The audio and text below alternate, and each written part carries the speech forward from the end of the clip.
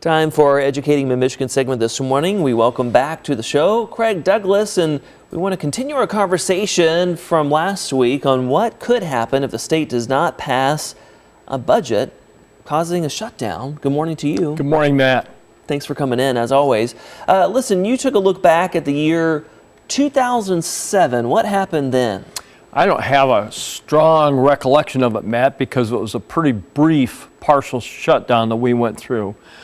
In my research, after our conversation last week, I went back, and it was just a 4-hour shutdown. But still a shutdown, nonetheless. It was still a shutdown, and it was very disruptive for segments of our society. Let me give you a couple examples that I discovered. State police patrols were cut back at that time. Parks did not open at that time. There were other cutbacks where actual layoff notices went to some 35,000 state workers at that time. So it was very disruptive for segments of our society. For schools, I was a school superintendent in Carlton at that time. I don't recall any change in operations at that time. We opened school on October 1st, 2007. We ran school like always.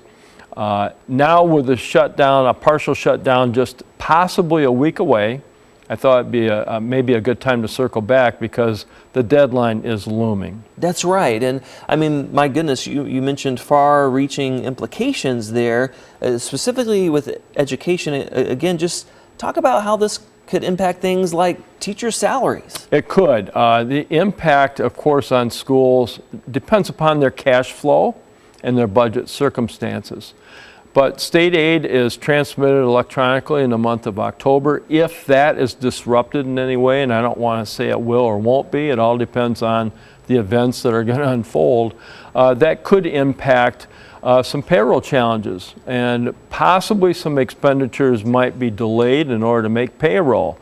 I'm not saying that's a likelihood, but it's a possibility. Well, these are all things that education leaders have to consider. I mean, you know, with all this being talked about, what is your message then to education leaders across Mid-Michigan? Well, there's going to be a lot of anxiety. Prepare for it. It's just like the Tigers tonight. There's going to be some anxiety when they take the field with the future playoffs on the line, right? So how do you deal with anxiety? You try to look at the big picture. You try to look at the day-to-day tasks at hand, and you try to maintain a calm atmosphere. Schools will likely open, will likely not be disrupted.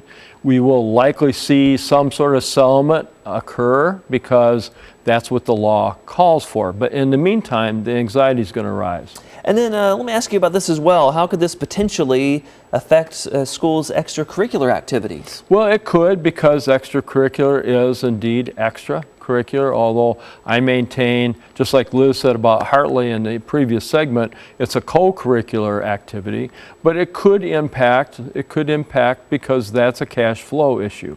I'd have the public think about the budget is a part of cash flow is a part of operations. They all go hand in hand. Yeah, there's ripple effects there Absolutely. When the cash is not flowing. Yeah. Right.